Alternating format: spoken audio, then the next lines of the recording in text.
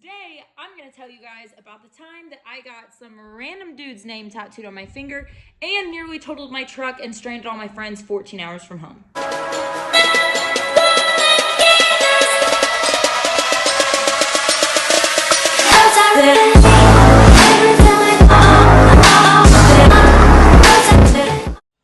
up, guys? Today is going to be a little bit different of a video. It's going to be story time with Lacey. And if you're wondering why I look like this and I am covered in cream corn, you're gonna have to stay tuned for the next vlog. But I wanted to get this video done, so here I am sitting in this chair sopping wet in cream corn for you guys. It's all for you guys.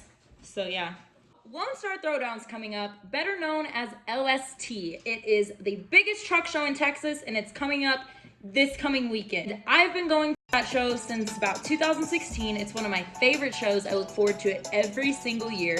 There's lowered trucks, there's lifted trucks, there's cars, there's monster trucks, mud trucks, anything you can think of that's custom, it's there, and everything is bigger in Texas. So I've got some really crazy, funny, I think they're funny anyways, and when I tell people in person the stories, they pretend like they're funny at least, memories that I have from Lone Star Throwdown. So the first year I went, I had my silver 4th gen Dodge. It was the first truck that I really was able to like afford to do stuff to, lift and everything, and started going to truck shows. So that was my thing. I'd just load all my friends up and drive to wherever I heard there was a truck show. So I did not know at the time that this truck show was actually as big as what it was. I just heard about it and I'm like, we're going. I filled my truck with, there was me and 4 friends. 3 of us were from Missouri, 2 of us were from Tennessee, and we just met in the middle. My friend Jordan at the time, he wanted to drive, and if I'm not driving, I'm car sick, so I've got to sleep. So we drove through the night. It was like 14 hours, I think, and he drove the whole time, and me and my girlfriend at the time just slept the whole way. So we get there after 14 hours. I didn't book a hotel until that week, so we were in some like really shoddy, sketchy, weird hotel. So we pull up and we are the only vehicle in the parking lot except this one car. And if you'd have asked me what the color of the car was, I would say rust. That's how rough this car was. No judgment, but someone was definitely living in it because it was filled to the ceiling with trash bags and just all kinds of weird stuff. All but the driver's seat was full. So Jordan parks my truck next to the only car in the parking lot. So we get up to our hotel and the guys have been awake. There's 3 guys and me and my girlfriend. So the guys have been awake the entire time. And so they're like, we're going to take showers, go to sleep. And we'd been sleeping the whole time. So we're like, okay, cool. We're going to go get some food and mess around for a little bit. And then we're going to come back. And this was it was like Friday. The show was Saturday. So me and my friend leave, and well, we go to leave. We get in my truck, and so my truck's parked like this, and the car is parked like this, kind of like diagonal, in front of my truck. So I get in. You cannot see the car from inside my truck. There's like a speed bump that separates the parking spots. So I knew that consciously, and I did know the car was there, but I wasn't thinking about it. And this isn't even the good part, guys. This is just a little snippet of how it all started. Put it in drive, move forward, and I'm like, give it a little gas. Like, man, that's actually a big speed bump. So I give it more gas, and right as I'm doing that, my friend is like, watch out for that car. And I literally hit it as soon as she said that. So it might have been in the car. I don't know. I couldn't even tell because, like I said, it was like a junkyard car, and it moved it forward a little bit. So I'm like, oh my gosh, okay. So I run up to the room, tell the guys, hey, I hit this car. What should I do? They think I'm joking. Little do they know, this is the least dramatic thing that's gonna happen this day. So they think I'm joking, I'm not. And I go to the lobby and I'm like, hey, I hit this person's car. Here's my information. I can't find them anywhere, but I'm gonna go get food and I'll come back. So we go to Jack in the Box, eat some tacos, you know, having a grand time. Weren't gone for 15 minutes. We jump back on the highway. That main highway that runs straight through like Plano, Fort Worth, all of that. So the speed limit's like 80. So right before my exit where I turn to get back off at the hotel, like literally just could see the exit. So I get over in the right lane, I start to slow down. I'm going probably 70 at this point. and literally can see the hotel from where I'm at. And I see in the middle of the road a big ramp from a trailer, and it's sticking straight up. It's not laying down, it's sticking straight up in the road. So I don't even really think anything of it because I didn't realize exactly how tall it was. And there's traffic going 80 miles an hour all around me, so it's not like I can just get over. And we're on an overpass with like no shoulder. So if I would have overcorrected or anything, I very well could have flipped over the overpass and killed us all. So I remained calm. I didn't even think anything of it. My friend was just telling me a story, blah, blah, blah. And I'm like, okay, I'll just center the truck over it because I had like an 8-inch lift on it. I'm like, it should be fine. We should just go right over it. Well, we didn't go right over it. We hit it, and it hit my front diff, and I drug it for probably like a mile and just freaked out and didn't know what to do. So I pull over, and I'm like, oh my God. And my friend is like, this truck was my baby, okay? She's like, you stay in here, and I'm gonna get out and see how bad it is, and then I'll come get you and let you know.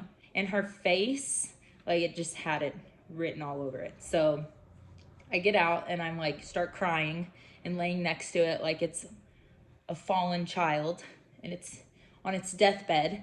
So I'm like, oh my God, what are we gonna do? It's totally like the whole front end is bowed in. And I'm like, this sucks. Like, this is not drivable. And I literally just hit a car and now I hit this. So the boys are gonna be mad and we're not gonna make it to the show and my insurance company is gonna hate me. So that was the first time that I really realized like how great the truck community really was. So I didn't have that many followers on Instagram at that time. I had maybe like 20,000, something like that. So, and my friend Jordan at the time, he had quite a few. He had like maybe 80,000 or something.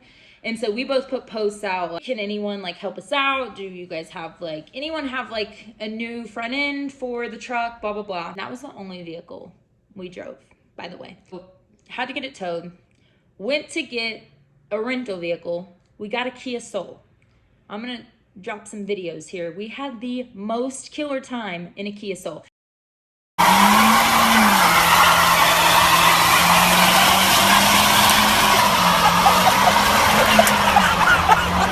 And here I'm thinking this is the first big truck show I've ever been to with my own truck. Like, it's done up how I want. I'm excited to show it off. And I I make it completely undrivable right before the show. So people are passing us on the side of the road and sending us all DMs like, is that you? Like, do you need help? Whatever.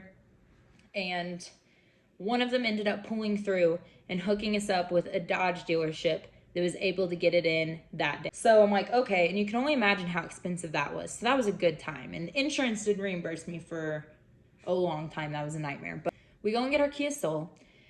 And we just partied it up in that thing, man. We were doing burnouts in the hotel parking lot and climbing everything we could with it. We got the full coverage insurance and just went to town. So honestly, I wasn't gonna be mad if I had to take that to the truck show. I was just like, you know, we're here. We're just gonna live it up. We're having a grand time in the Kia Soul. So anyways, the dealership ended up getting it done the very next morning. It was done, ready to pick up, and we made it to the truck show. And I guess that wasn't that funny of a story now that I finish it.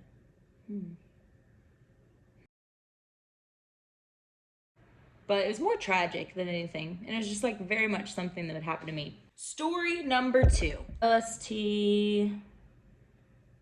2018, I think. It was 2 years ago. So if you follow a lot of truck people on Instagram, you may have heard of Winston Cave.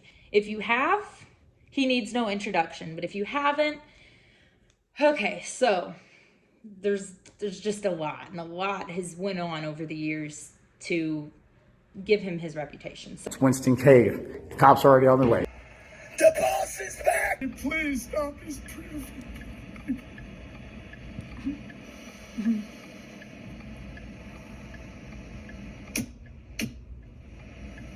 Your break.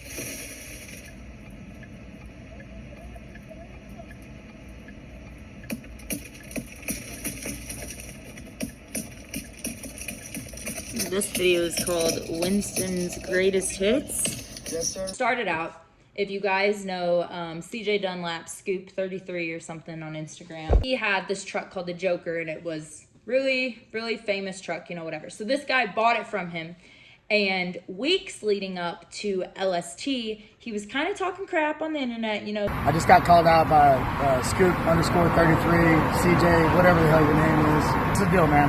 So I'll get a lot of flack, all your haters, all Scoop's haters, you know what I mean? I'm good with it, can handle it.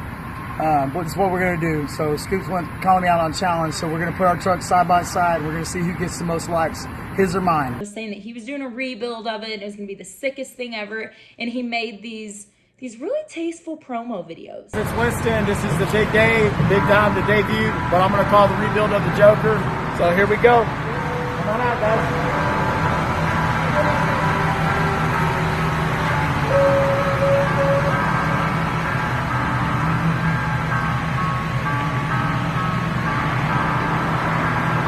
You have to walk this way because we only got 1 minute on my video. Come this way.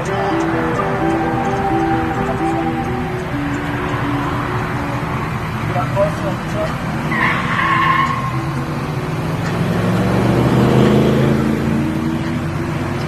Alright guys, for everybody, this is going to be a reveal at the LST, this little sneak peek. We're doing the Brick House Tavern tomorrow night in Humble, Texas. Actually Thursday night, Humble, Texas at 6 to 8, I think is what it is. Big kickoff. Thanks guys. Did we keep it within a minute? So it was kind of like, before he even made it to LST, he was kind of the laughing stock of LST. I feel like I was laughing more with him than at him.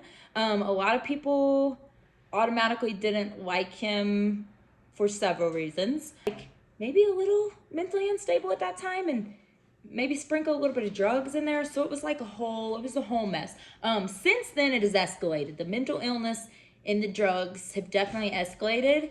That's cocaine. It's coming. He needs help. I don't know how he's doing right now. I do see that he's back on Instagram as we speak right now. I think he might be doing okay. I don't know. But through this whole time period, like I've kind of felt bad for him. He got a divorce. He was homeless. He got like multiple trucks stolen from him. Just a total basket case. But at this time, when he was first kind of coming out, it was basically just a joke that it was friendly joking back and forth that he was saying that he was going to rebuild this truck and was going to be like the baddest thing ever and was making all these funny videos about it. So that was hilarious. We all thought that was so funny. We couldn't wait to see it at LST. Come to find out, the first day of the show, he totals, and when I say totals, insert picture here, is amazing that he lived through it. So it was literally, I remember driving by, it's like the exit on like a back road that you go to turn into the show. And I'm like driving by and I'm like, dang, they'd cleaned it up by then, but I'm like, dang, someone wrecked their crap, you know? An 18-wheeler hit him, like T-boned him, totally totaled it out. Him and his dog were inside. Him and the dog were okay. That was great. But then it kind of all escalated, okay? So he had this rebuild of a truck that he never got to show anyone. So he goes into the hospital, and he was really into live feeds. And every time he's back on Instagram, he's progressively more and more into live feeds. And it's entertaining, and sometimes it's a little scary. He makes a live feed. He's in the hospital. He's got a neck brace on, but he's okay. And he escapes out of the hospital. Pretty sure he did that on live feed. Or he definitely has announced everything on live feed over the past couple years. Like he's pulled knives on people, he's sold drugs, he's done everything on live feed. So this was before it was to that extent. So he's still somewhat, you know, of a normal guy. And let me just disclaim this right now. I've met him in person after this fact, and he was very nice and respectful to me, and he was a pretty cool guy. But like I said, right now, I think that he needs help. Winston, don't be mad at me if you're watching this. So he's on live feed escaping the hospital in his neck brace. So he gets arrested for that. They find him on the street somewhere. He gets arrested for that. So it's kind of like a joke going around. People were like, free Winston all weekend. People had signs. They had shirts. And it was just, to me, it wasn't so much, you know, making fun of him. It was like laughing with him in the situations. Me and my friend Pleasant, we thought of this idea. So we wanted to make a parody video of his little promo video of his rebuild. Hey y'all, this is not Winston Cage here. It's the big debut, the big reveal of the actual Jokers. Go ahead and come on out.